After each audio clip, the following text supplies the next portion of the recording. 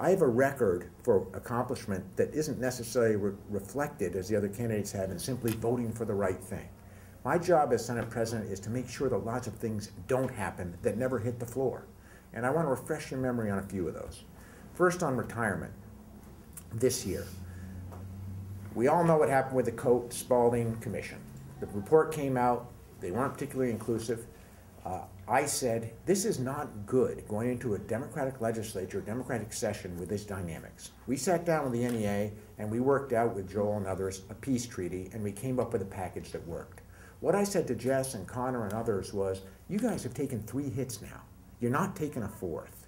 And I worked together behind the scenes with some Democratic leaders in my own party, frankly, who didn't agree with me on this one, and said, you all do what you want. When the buck gets to me, meaning the Senate, we're not letting the state employees take another hit, period. I delivered on the promise.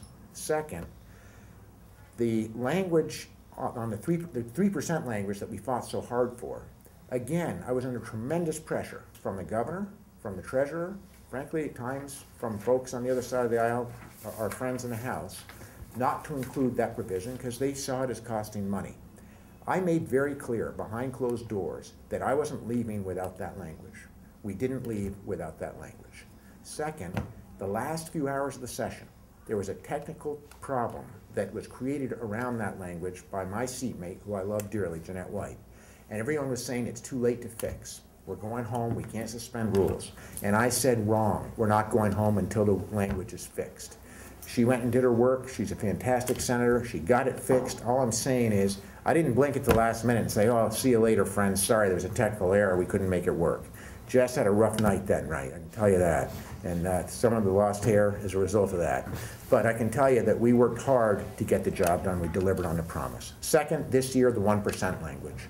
I was under tremendous pressure in the negotiations with the governor and the speaker to get rid of that 1% language. That was the governor's top priority. And what I said to the governor and to the speaker was, I will not change that language in any way unless the VSEA is on board. That forced Neil Underville and others to sit down with your team and work out language that they didn't particularly like, but that we all got around in the end. The 1% language, I've got to say, I hope I get some credit for. Second, on the 4 years, the last 4 years coming back as Senate President, I just want to remind you of a few issues that we've worked hard together on that reflect how I will behave as governor. When I came in, after being gone for 4 years, the Douglas administration was building an asylum for a state hospital in Burlington. Do you remember that, Fletcher Allen? I said, this is insane. This reminds me of the parking garage. I mean, you got to be kidding me. History's repeating itself. I got together with the speaker. I said, this is crazy. I got together with the speaker, then Gay Symington, and we appointed a 3-member commission. You may recall Hogan. We put Tom Moore on there and one other gentleman from out of state. And they came back with a report that said, the asylum is insane. It'll never work. And that started to break down this accepted notion that we were going to build a $200 million asylum up at Fletcher Allen. It was crazy. I am committed to Waterbury, and I have delivered on Waterbury. And I want to tell you that some of my own Democrats believe that a 15-bed facility in Waterbury is going to do the trick. It's not. What I've made very clear is this dream of partnering with hospitals will never work. The Waterbury plan does. We have the trained state workforce to make it happen, and I will continue to fight for Waterbury. But I just want to point out that behind the scenes, it's my judgment that had I not taken the actions that we took, that the asylum in Chittenden County would still be the focus of state government. So let's not forget that little detail. That commission really helped us to reset the agenda on that crazy plan. Second, jobs and jobs saved over the last 4 years. Jim ran on Jim equals jobs. Now Doobie's running on Doobie equals jobs. We get the highest unemployment rate in 30 years. We all know what's happened with jobs. These guys will have press conferences, cry, scream, and holler when Burton Snowboards sends 47 jobs to Austria. And when they lay off 400 state workers, they celebrate. I will put an end to that era. I want to point out the number of times that I worked together to try and minimize the state layoffs. I've consistently, and if you check the press clips, consistently said that we're decimating the state workforce, we're demoralizing the state workforce. It's the Douglas Doobie agenda to privatize state government. I oppose all three, and I'll fight to keep the jobs, and I've delivered on the promise. Finally, I want to say a word about the Bennington office building, just to refresh your memories. Like the state hospital, when I came back in, the notion was by the Douglas team, and I got to add that some of my own, Senator Mazza, Senator Scott, were supporting this agenda, leave them in the state office building and let them rot. I mean, that was the policy. Leave them in the state office building in Bennington and let them rot. So Vince Luzzi and I introduced a bill that said this: we're going to close it down by a date certain. It was extraordinarily controversial, but it shook it up. It actually got the movement that we needed in Bennington. I stood by you on that with the help of Vince and a lot of other folks. But again, it was an area where the administration was trying to get away with murder. We didn't let it happen. The first is respect. We've got to return respect from the governor to the state employees. I promise you, I've always respected the work that state employees do.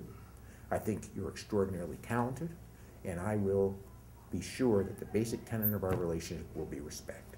Second, admiration. I admire the work you do for the money you get paid. I got to tell you, I wouldn't do it. Born and raised in Vermont, I would not work the hours for the money that you work. Wouldn't do it.